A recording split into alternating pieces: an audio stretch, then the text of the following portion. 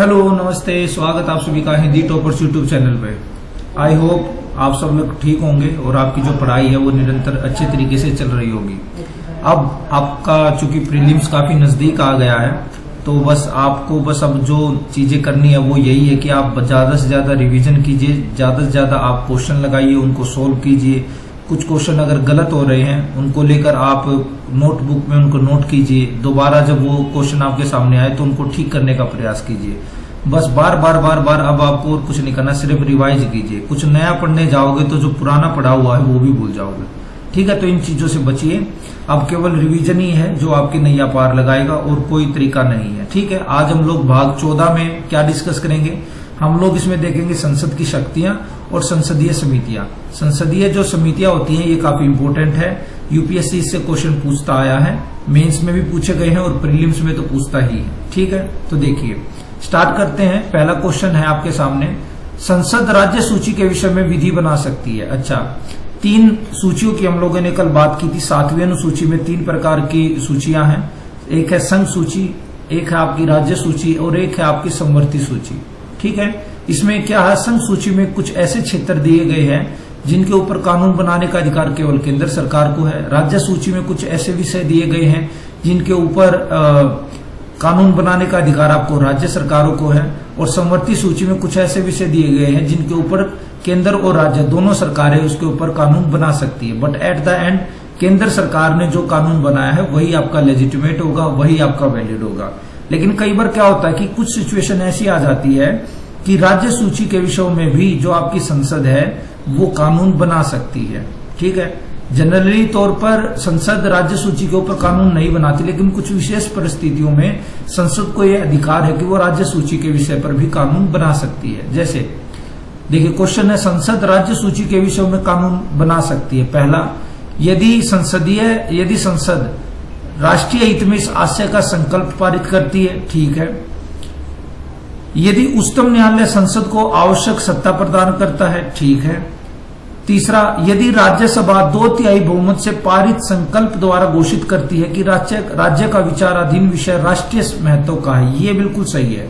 देखिए राज्य सूची के विषय में कानून बनाने की जो एकाधिकार है वो या तो राज्य को है या आपकी राज्यसभा को है। इसमें लोकसभा का कोई ज्यादा महत्व नहीं है। राज्यसभा राज्य सूची के विषय पर कुछ विशेष मामलों पर कानून बना सकती है। ठीक है, तो देखिए इसमें क्या है, संसद दिया गया तो वर्ड गलत हो गया क्योंकि लोकसभा भी आ गया, तो लोकसभा कोई पावर नहीं है। उच्चतम न्यायालय का तो कुछ लेना देना है ही नहीं इसमें।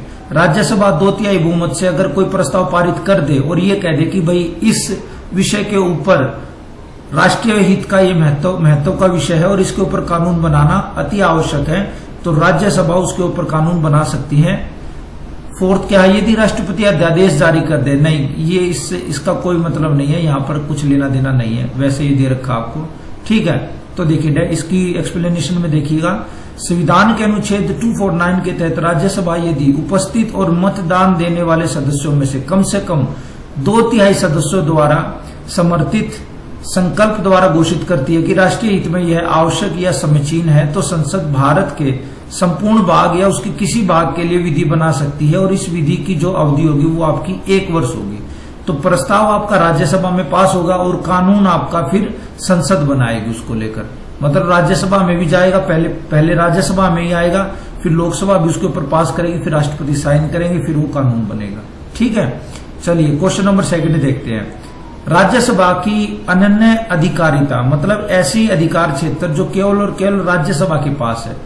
कुछ कथनों पर विचार कीजिए। पहला, नई अखिल भारतीय सेवाओं को सर्जित करने के संदर्भ में बिल्कुल ये अधिकार राज्यसभा को है कि वो नई जो सिविल सर्विसेज हैं उनको बना सकता है, उनको क्रिएट कर सकता है। ये राज्यसभा की पावर है, स्पेशल पावर है, लोकसभा की पावर नहीं है। सेकंड, राज्य सूची में वर्णित किसी विषय पर विधि बनाने के लिए संसद को प्राधिकृत करने के संदर्भ में पहले ही हम लोगों ने पहले क्वेश्चन में डिस्कस किया, 2/3 बहुमत पहले राज्यसभा लाएगी, उसके बाद किसी राज्य सूची के विषय पर कानून संसद बना सकती है, तो राज्यसभा की ये पावर है। थर्ड वन, राज्यों के सर्जन और उन्मूलन के संदर्भ में नहीं, इसके लिए तो संसद उत्तरदायी है।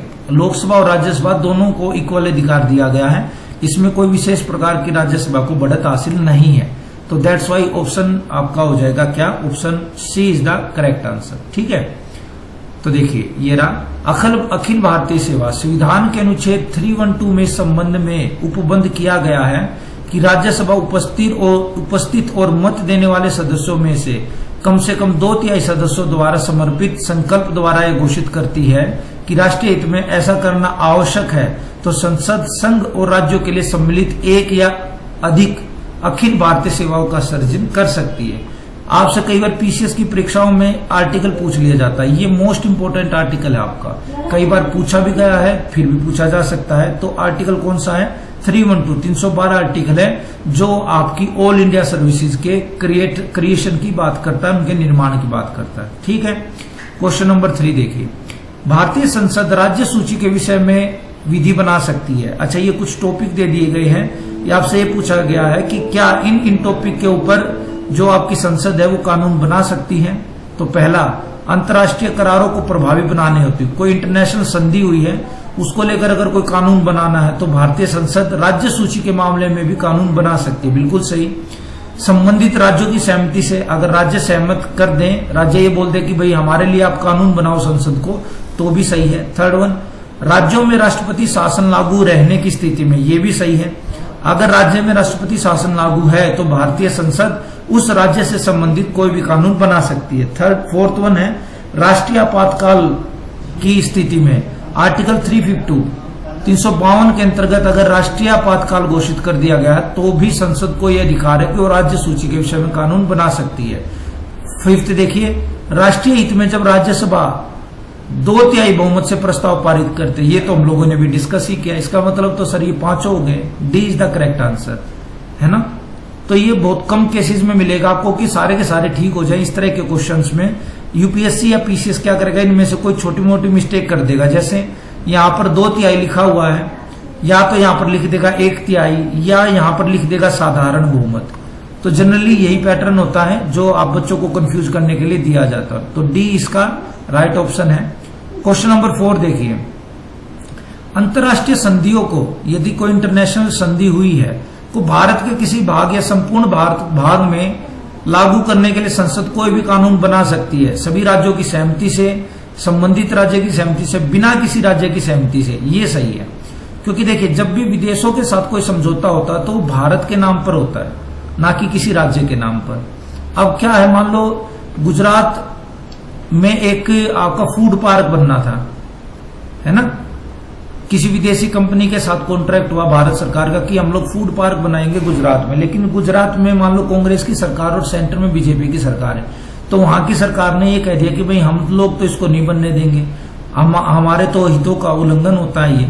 तो ऐसी कंडीशन में भी कोई सहमति लेने की जरूरत नहीं है।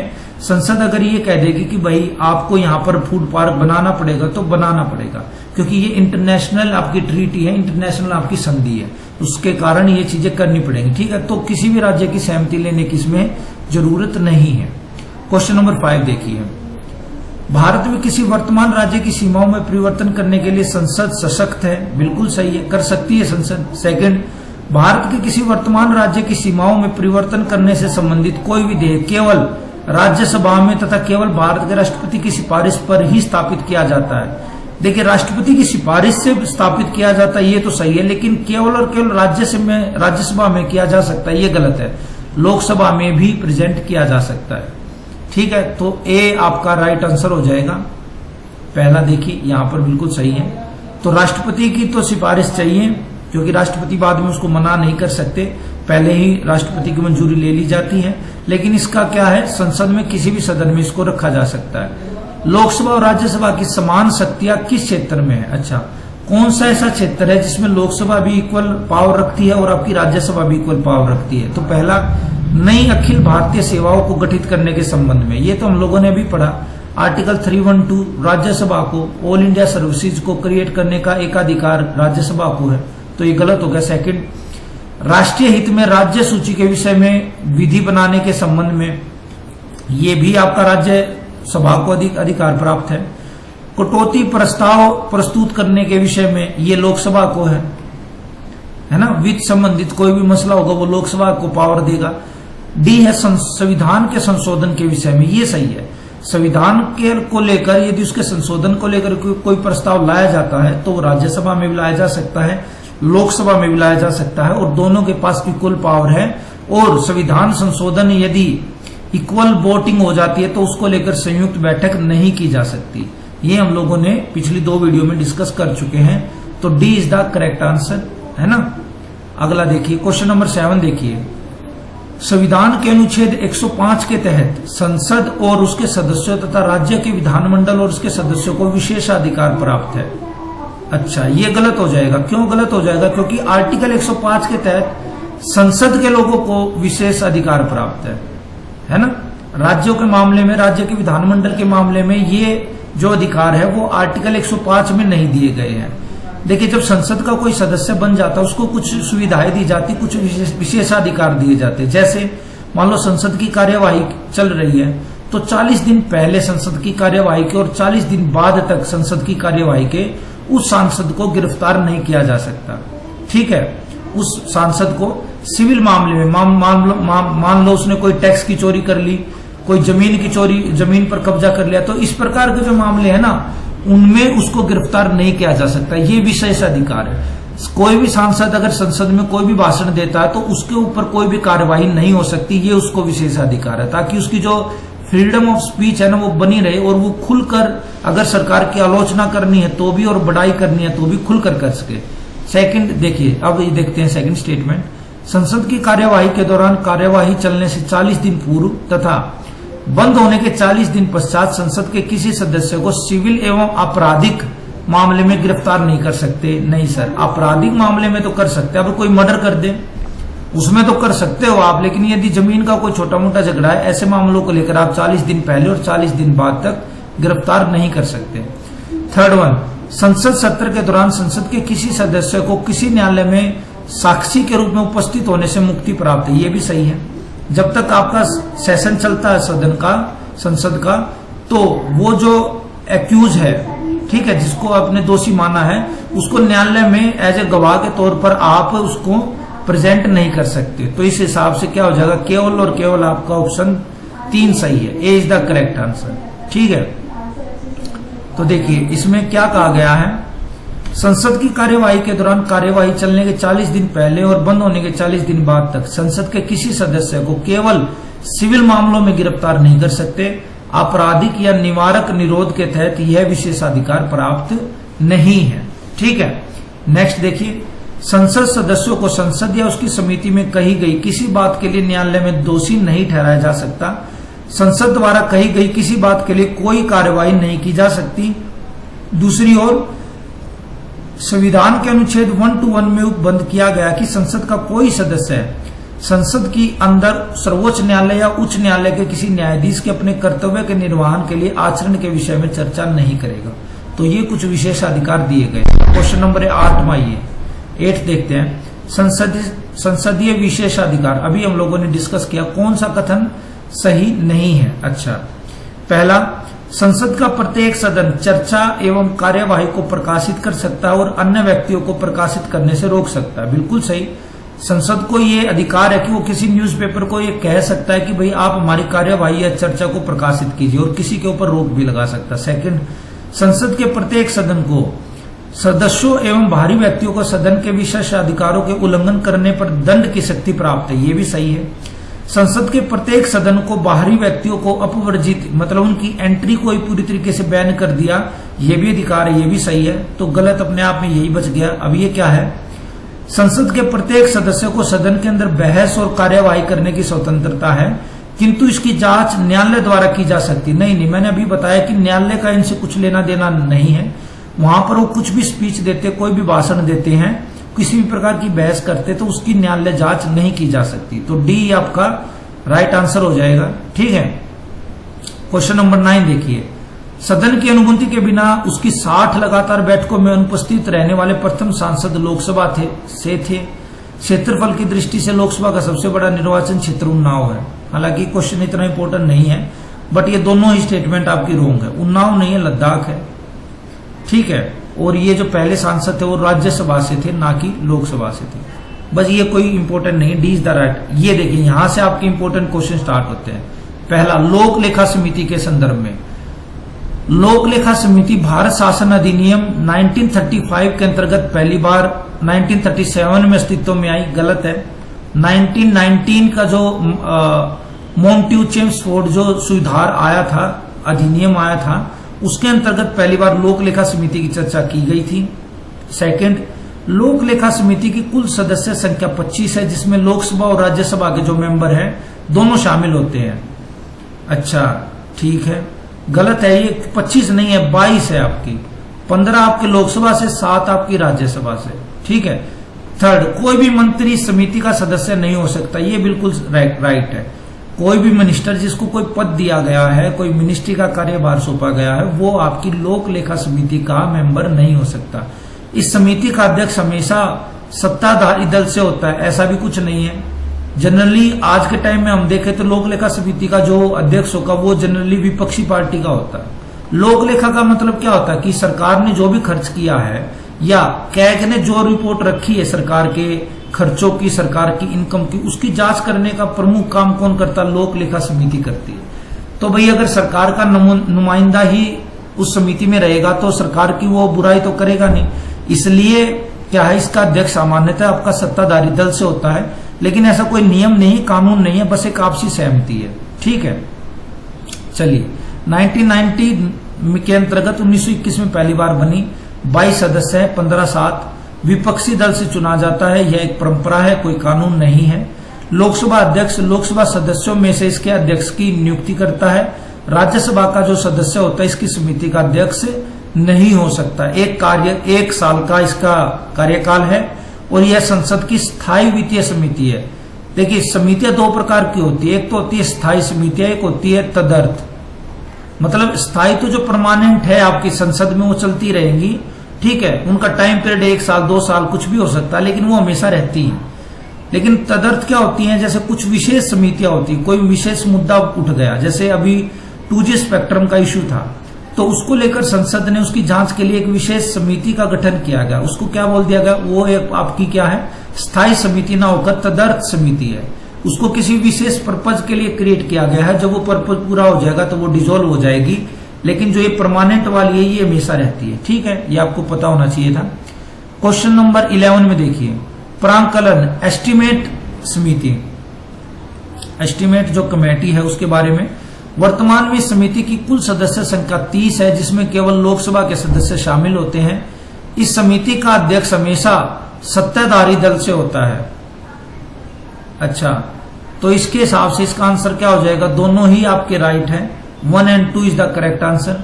एस्टिमेट जो समिति होती है इसकी कुल सदस्य संख्या आपकी 30 है, जिसमें क्या केवल और केवल लोकसभा के सदस्य इसमें होते हैं, राज्यसभा के सदस्य इसमें शामिल नहीं होते। और इस समिति का जो अध्यक्ष होता है वो हमेशा सत्ताधारी दल से चुना जाता है। कोई मंत्री समिति का सदस्य नहीं हो सकता। यह संसद की क्या है, एक स्थायी वित्तीय समिति है, जिसका गठन 1950 में तत्कालीन वित्त मंत्री जॉन मथाई की सिफारिश पर किया गया था। 1 साल का कार्यकाल है बस। क्वेश्चन नंबर 12 देखिए, सार्वजनिक उपक्रम समिति। ये 3 समितियां तो काफी इंपॉर्टेंट है आपकी। लोक लेखा समिति है, प्रांकलन समिति, और ये आपकी क्या है, सार्वजनिक उपक्रम।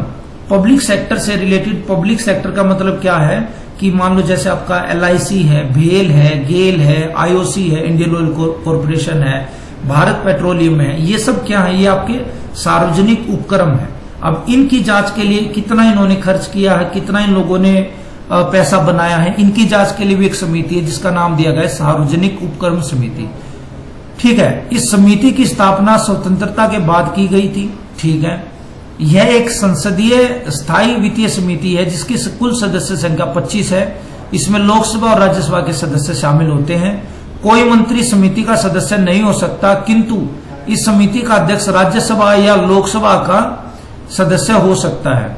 तो पहली स्टेटमेंट इसकी राइट है, दूसरी स्टेटमेंट आपकी इसकी रॉन्ग है। आंसर अगर हम लोग देखें तो यहां से ही आ जाएगा, ए इज द करेक्ट आंसर। इसकी आप देखिए एक्सप्लेनेशन देखते हैं।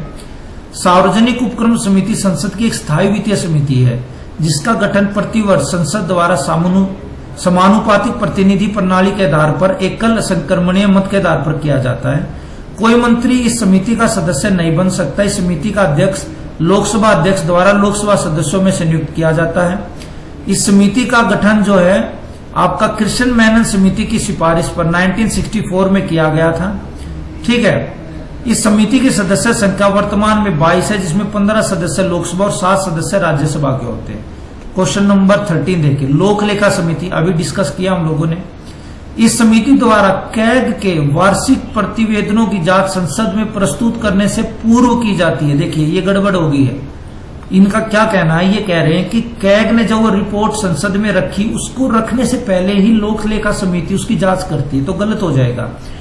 कैग क्या है, राष्ट्रपति को रिपोर्ट सौंप देगा, राष्ट्रपति उसको संसद में रखवाएगा और संसद में रखने के बाद उसकी जांच की जाएगी लोक लेखा समिति के द्वारा। तो ये पूर्व में नहीं पश्चात की बात है सर। तो पहला आपका स्टेटमेंट अगर गलत है इस हिसाब से तो आंसर यहीं से बन गया, केवल और केवल 3 सही है।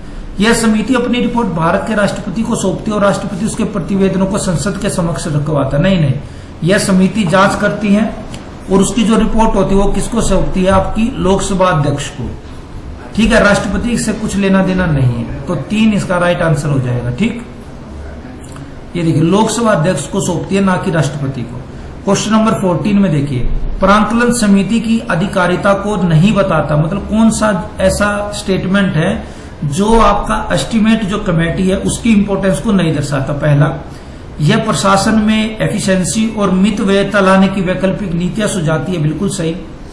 यह परीक्षा करती है कि प्रांकलन में जो नीति निर्धारित की गई उसकी सीमाओं में रहते हुए धन का अच्छी तरीके से यूज हुआ है, बिल्कुल सही। यह सुझाव देती है कि संसद में अनुमान किस तरह प्रस्तुत किया जाएगा, यह भी सही है। यह सरकारी अतिव्ययता को रोकने में सहायक है क्योंकि इसकी रिपोर्ट के आधार पर संसद में विचार विमर्श किया जाता है, यह गलत है। विचार विमर्श नहीं किया जाता और सरकार की जो अतिव्ययता होती है उसको रोकने में भी ये कुछ भी काम नहीं कर सकती, केवल और केवल सुझाव दे सकती है कि भाई सरकार इतना पैसा मत खर्च कीजिए या यहाँ पर खर्च कीजिए, ठीक है, लेकिन सरकार को रोक नहीं सकती है किसी प्रकार से। ठीक है, निम्नलिखित में से कौन सी सबसे बड़ी संसदीय समिति है? अच्छा, लोक लेखा समिति में कितने मेंबर थे सर? 22, 15 और 7।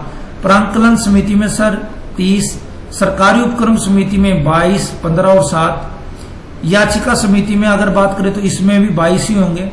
तो इस हिसाब से हम देखते हैं कि सबसे बड़ी समिति क्या है, प्रांकलन समिति। B is the right answer.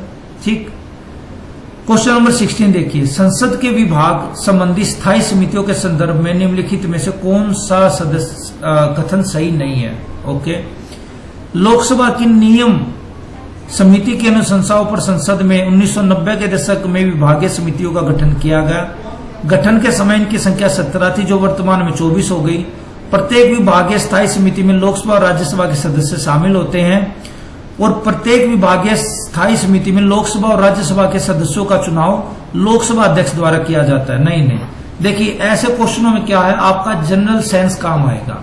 अब मेरे को भी ये क्वेश्चन नहीं आता, बिल्कुल भी नहीं आता, लेकिन मेरे को इतना पता है कि अगर हम लोग बात कर रहे हैं कि ये स्टेटमेंट देखिए आप, प्रत्येक विभागीय स्थायी समिति में लोकसभा और राज्यसभा के सदस्यों का चुनाव लोकसभा अध्यक्ष द्वारा किया जाएगा, ये गलत है भाई। लोकसभा में से अगर कोई समिति बनती है तो लोकसभा अध्यक्ष करेगा सदस्यों का चुनाव।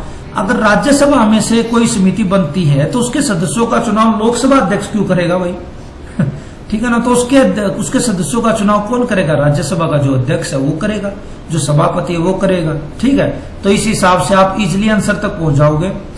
देखिए यूपीएससी ना आपकी नॉलेज से ज्यादा आपकी जो स्मार्ट स्ट्रेटजी है, या आप कह सकते हो कॉमन सेंस है, या आप कह सकते हो कि एक बेसिक जो आपकी अंडरस्टैंडिंग है, ये इनका गेम है। अगर नॉलेज की बात होती है तो बहुत सारे बच्चे ऐसे होते हैं जिनको लूसेंट हुई या बहुत सारी बुक हुई वो टिप्स पर रटी हुई है, लेकिन उनसे कभी प्रीलिम्स भी क्लियर नहीं होगा, ये फैक्ट है। क्योंकि यूपीएससी का जो एग्जाम है ना, आप इतने बड़े सिलेबस को रट नहीं सकते। उसको भी पता, उसने सिलेबस इसलिए ही इतना बड़ा क्रिएट किया है कि आपकी जो बचपन से हमारे स्कूलिंग में जो रटने की हमारे अंदर आदत बसी हुई ना, उसको तोड़ना है। उसका पर्पस क्या है कि कोई भी टॉपिक हो, कोई भी सिचुएशन हो, यूपीएससी को ऐसे कैंडिडेट चाहिए कि वो कुछ ना कुछ करके उसका आंसर तक, उसके सॉल्यूशन तक पहुंच जाए। अगर आप कोई किताबी रट्टू तोता होंगे तो आप केवल और केवल उतना ही सोचोगे जितना आपका क्वेश्चन पूछा गया है। लेकिन कोई अगर अंडरस्टैंडिंग वाला कैंडिडेट है तो वो उसके जितने भी डायमेंशन हो सकेंगे, चाहे वो सोशल हो, चाहे वो पॉलिटिकल हो, चाहे वो रिलीजियस हो, चाहे वो कल्चरल हो, सभी डायमेंशंस को वो कवर करेगा, और ऐसे ही बच्चे फिर टॉप करते हैं। ठीक है, तो रटने का काम नहीं है। कई बार क्या होता है, बच्चों ने कुछ पढ़ा, अब वो कंफ्यूज हो गया, अब उसको डर लगा कि यार मैंने तो पढ़ लिया लेकिन मैं क्वेश्चन कर रहा हूं तो मैं एक भी क्वेश्चन ठीक नहीं हो रहा। उसका रीजन ये है कि उसने सिर्फ उसको पढ़ा है। जैसे हम लोग स्कूलों में पढ़ते थे, कॉलेज में पढ़ते आए हैं, लेकिन उसने क्या उसको कंज्यूम नहीं किया, उसको अंडरस्टैंडिंग नहीं की। उसने ये उपेक्षा की थी कि भाई मैंने जो पढ़ा ना उसमें से क्वेश्चन आ जाएंगे यू के यू, है ना, यही स्टेटमेंट आ जाएगी, लेकिन वो स्टेटमेंट उसने घुमा फिरा कर दे दी, तो हमारी सिट्टी पिट्टी गुम। तो हमें क्या है, वर्ड्स के मीनिंग को समझना है, वो क्यों उसका यूज किया गया, उसकी भावनाओं को समझना है, तब जाके आपके क्वेश्चन सोल्व होंगे। ठीक, चलिए, सदन के पटल पर किसी मंत्री के द्वारा की गई वचनबद्धता, मान लो कोई स्टेटमेंट दिया सदन में किसी मंत्री ने, वो पूरी हुई भी है या नहीं हुई, इसका निर्णय कौन करेगा? तो इसके हिसाब से देखें तो देखिए, लोक आश्वासन समिति, बस यही है, सिंपल सी बात है।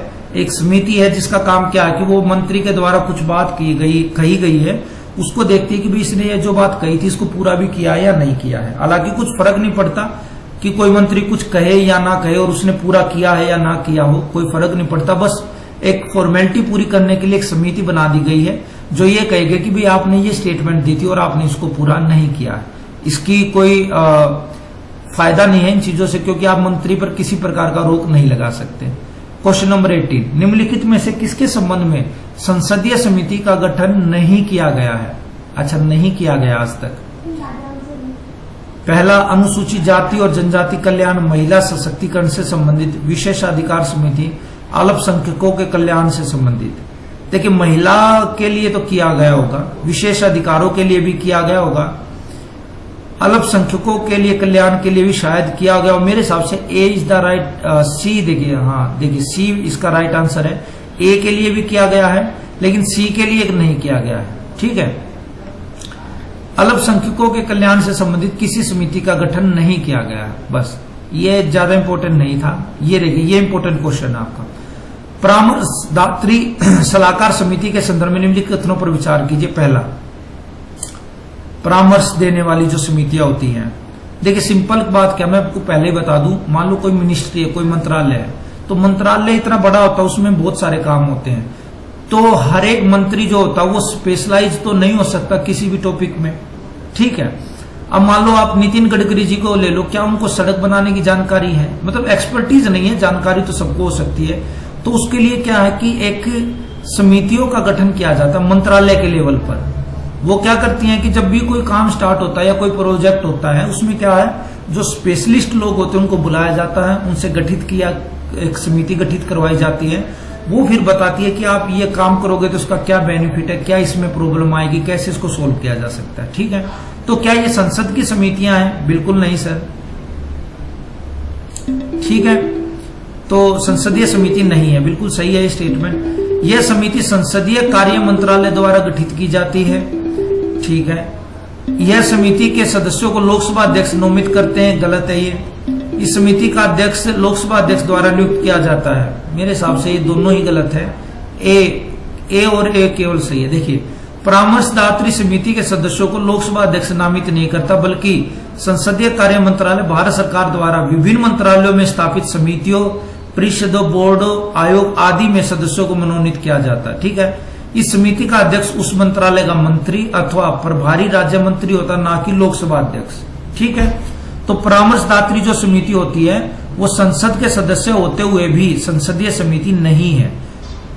ठीक है, क्यों? क्योंकि ये किसी मिनिस्ट्री से रिलेट करती है, किसी मंत्रालय से रिलेट करती है, इसका संसद से रिलेशन नहीं है। ठीक है, यह समिति संसदीय कार्य मंत्रालय द्वारा गठित की जाती है और संसदीय कार्य मंत्रालय संसदीय कार्य मंत्री के निर्देश में कार्य करता है।